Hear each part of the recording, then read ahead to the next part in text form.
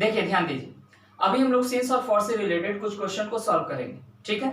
लेकिन उससे पहले उन तीन स्ट्रक्चर में आप एक बात गौर करेंगे कि सिंस और फॉर के साथ जो यूज किए जाने वाले स्ट्रक्चर्स हैं उनमें हैज, हैव, हैड कॉमन चीज। अगर आप सिंस, फॉर प्लस टाइम का यूज किसी सेंटेंस में कर रहे हैं तो आप पाइएगा वहां हैज, हैव और हैड का यूज किया जा रहा है। तो हम यहां से एक पॉइंट अपने दिमाग में बैठा सकते हैं कि सिंस, फॉर प्लस टाइमिंग का जब हमें यूज करना हो तो वो हैज, हैव, हैड के साथ सही होगा और किसी स्ट्रक्चर के साथ वो सही नहीं होगा। तो ऐसे पॉइंट को लेकर के हम इन एग्जांपल्स में आते हैं।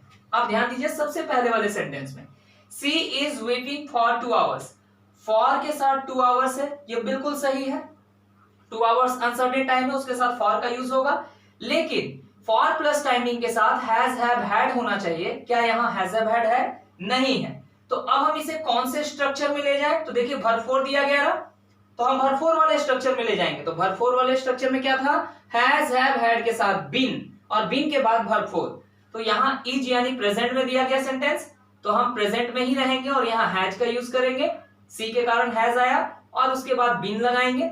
सेंटेंस क्या बन गया? She has been weeping for 2 hours. बहुत इजीली आप सेंटेंस को इंप्रूव कर सकते हैं, सिर्फ ये देखना है कि कौन से स्ट्रक्चर पे जाना है। अब अगर दूसरे वाले एग्जांपल में आइए, रमेश हैज बीन वीपिंग, तो has been weeping for his marriage. इस सेंटेंस में देखिए क्या मिस्टेक है।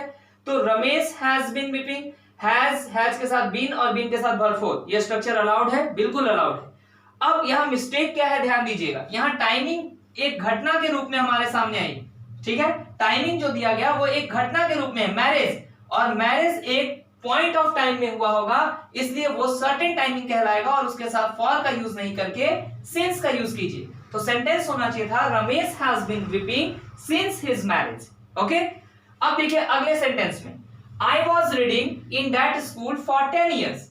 फॉर के साथ 10 ईयर्स दिया गया, बिल्कुल सही है, फॉर के साथ 10 ईयर्स का यूज करेंगे।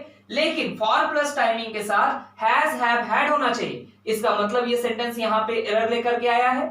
इसको इंप्रूव कौन से स्ट्रक्चर में करेंगे? तो हमें वर्ब दिया गया है, तो वर्ब वाले स्ट्रक्चर में जाएंगे और वर्ब वाले स्ट्रक्चर में हैज, हैव, हैड, उसके बाद बिन और बिन के बाद वर्ब। तो यहाँ वॉज सेंटेंस पास्ट का है ना, इस वजह से हैड को अपनाइए और हैड बिन रीडिंग का यूज कीजिए, ठीक है, बहुत इजीली बनेगा। अब देखो, they are knowing me since 2010।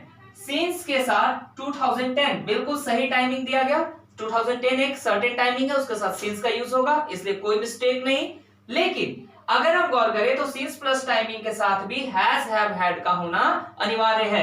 क्या यहाँ पे हैज, हैव, हैड है? नहीं। इसका मतलब ये सेंटेंस भी गलत है। अब गलत है तो सुधारेंगे कौन से स्ट्रक्चर में? गौर कीजिए, हमें वर्ब दिया गया, लेकिन क्या आप इस वर्ब को सही मानते हैं? नोइंग, आपको पहले पढ़ाया हुआ कुछ पॉइंट याद आएगा कि कुछ ऐसे वर्ब होते हैं जिनका कंटीन्यूअस फॉर्म नहीं होता है। इसका मतलब है अगर हमें वर्ब दिया गया और हम वर्ब वाले स्ट्रक्चर से इसको बनाते हैं, they have been knowing me, तो भी हम गलत रहेंगे। क्यों? क्योंकि नोइंग का कंटीन्यूअस, नो का कंटीन्यूअस फॉर्म पॉसिबल नहीं है। हम नोइंग का यूज नहीं कर सकते हैं कंटिन्यूटी को बताने के लिए। इस वजह से हमें इस सेंटेंस को आर को भी हटाना होगा और नोइंग को भी हटाना होगा। अब सोचिए वर्ब वाला स्ट्रक्चर हट गया तो बचे हमारे पास सिंस फॉर को लेकर के दो स्ट्रक्चर, एक बिन वाला और दूसरा वर्ब 3 वाला। तो आप गौर करेंगे कि बिन वाले स्ट्रक्चर में हमें वर्ब नहीं दिखाया गया था, वर्ब नहीं था, लेकिन जिस सेंटेंस में वर्ब 3 लिखा गया वहां पे बिन का यूज नहीं किया गया। यानी ये जो सेंटेंस है ये पहले वाले स्ट्रक्चर से बनेगा, फर्स्ट वाले स्ट्रक्चर से, और क्या हो जाएगा? They have known me since 2010। They have known me, know का verb 3, they have known me since 2010। ठीक है, अब अगले सेंटेंस पे आते हैं। अगले सेंटेंस को देखिए, she works here for more than 1 month.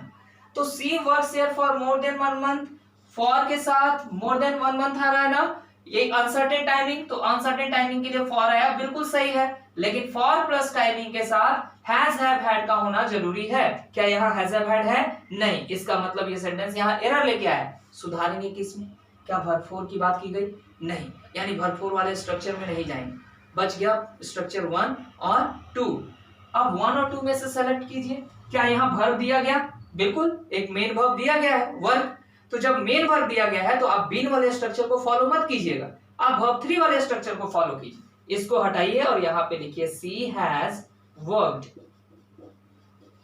C has worked here for more than 1 month. ठीक है, अब इस एग्जांपल को देखिए, you are my friend since childhood. सबसे पहले देखिए सिंस के साथ चाइल्डहुड एक सर्टेन टाइम है, बिल्कुल सही, लेकिन सिंस प्लस टाइमिंग के साथ हैज हैव हैड होना जरूरी है। क्या यहाँ हैज हैव हैड है? नहीं है।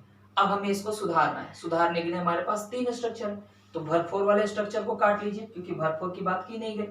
दूसरे वाले अब 2 स्ट्रक्चर में से सबसे पहले वाले स्ट्रक्चर को भी हटा लीजिए क्योंकि पहले वाले स्ट्रक्चर में आपको V3 चाहिए और यहाँ कोई मेन वर्ब आपको दिख नहीं रहा है, जैसे गो, प्ले, डांस, इस टाइप का कोई मेन वर्ब नहीं दिख रहा है। तो अब आप इसमें कौन सा स्ट्रक्चर लगाएंगे? वो बिन वाला स्ट्रक्चर ऐसे ही सेंटेंसेस के लिए होता है।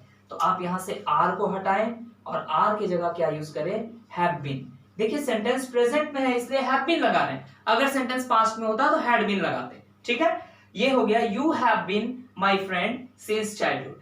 क्लियर? अब आ जाइए इस वाले सेंटेंस में, they were singing a song for 2 hours. For के साथ 2 आवर्स दिया गया, एक अनसर्टेन टाइमिंग, बिल्कुल सही। अनसर्टेन टाइमिंग के साथ फॉर का यूज करते हैं, लेकिन फॉर प्लस टाइमिंग के साथ हैज हैव हैड का होना जरूरी है। यहाँ पे हैज हैव हैड नहीं दिया गया। वापस देखिए हमें वर्ब फोर दिया गया, तो वर्ब फोर वाले स्ट्रक्चर में जाएंगे। वर्ब फोर वाले स्ट्रक्चर में हैज हैव हैड के साथ बीन, तो वेयर हटा रहे हैं यानी पास्ट की बात है। पास्ट मतलब हैड और हैड के बाद बीन। ठीक है, अब एक आखिरी सेंटेंस है, इसको जरा देखिए, it has remained unchanged for time immemorial. अब यहां पे क्या मिस्टेक है, ध्यान दीजिएगा कि हैज रिमेन्ड, हैज के साथ V3 है और फॉर प्लस टाइमिंग का यूज किया गया, तो फॉर प्लस टाइमिंग के साथ आप हैज हैव हैड के साथ V3 का स्ट्रक्चर यूज कर सकते हैं, सामने पढ़ा है। लेकिन मिस्टेक क्या है, आप इस टाइम को देखिए, टाइम इमेमोरियल। टाइम इमेमोरियल एक शुरुआत के समय को बताता है जिसको हिंदी में अनंत काल से कहते हैं, और जहां जीवन की शुरुआत हुई तो उस शुरुआत के कारण इसको सर्टेन टाइम माना जाता है, और सर्टेन टाइम के साथ हम लोग फॉर का यूज नहीं करते हैं, सिंस का यूज करते हैं। अब देखिए ये क्वेश्चन कैसे पूछा जाता है, फॉर के सिंस के जगह फॉर दिया गया तो हमने मिस्टेक ढूंढ लिया। कभी कभी सिंस दिया जाए, लेकिन इस इमेमोरियल को पहले और टाइम को बाद में। याद रखिएगा जितने भी सर्टेन टाइमिंग होते हैं उनमें हम चेंजेस नहीं कर पाते हैं, जैसे मंडे को मंडेज, जनवरी को जनवरीज, 2010 को हम किसी और फॉर्म में चेंज कर दें, ऐसा पॉसिबल नहीं है। तो आप ये भी ध्यान रख सकते हैं कि जिन टाइमिंग को हम लोग चेंज नहीं कर पाते हैं वो सर्टेन कहलाते हैं और उनके साथ सिंस आता है, लेकिन जिन टाइमिंग को हम लोग चेंज कर पाते हैं, जैसे 1 मंथ, 2 मंथ्स, 3 मंथ्स, टाइमिंग को हम लोग चेंज कर पा रहे हैं, तो चेंज करने के कारण हम लोग उसको अनसर्टेन मानते हैं और अनसर्टेन वाले टाइमिंग के साथ फॉर का यूज करते हैं। ये सर्टेन टाइम है, इस वजह से आप पहले इमेमोरियल और बाद में टाइम को नहीं लिख सकते, एक ही एक्सप्रेशन है, सिंस टाइम इमेमोरियल। अब एग्जाम कभी कभी टाइम्स इमेमोरियल लिख देता है या कभी कभी टाइम इमेमोरियल्स लिख देता है, तो आपको यह ध्यान रखना है कि जब कभी भी टाइम इमेमोरियल की बात उठे तो उसका स्ट्रक्चर बिल्कुल यही होगा, टाइम और फिर इमेमोरियल, और उसके साथ आने वाला जो वर्ड है वो सिंस होगा, फॉर नहीं होगा। ठीक है, इतनी बातों का ध्यान रखिए। ये हमारी आज के क्लास का इंपॉर्टेंट सेक्शन रहा। सिंस और फॉर से आने वाले प्रेजेंट और पास्ट पे जो क्वेश्चन होते हैं वो आपके इसी बेसिस पे पूछे जाते हैं। ठीक है, मिलेंगे नेक्स्ट वीडियो में कुछ नए पॉइंट्स के साथ। तब तक के लिए थैंक यू एवरीवन।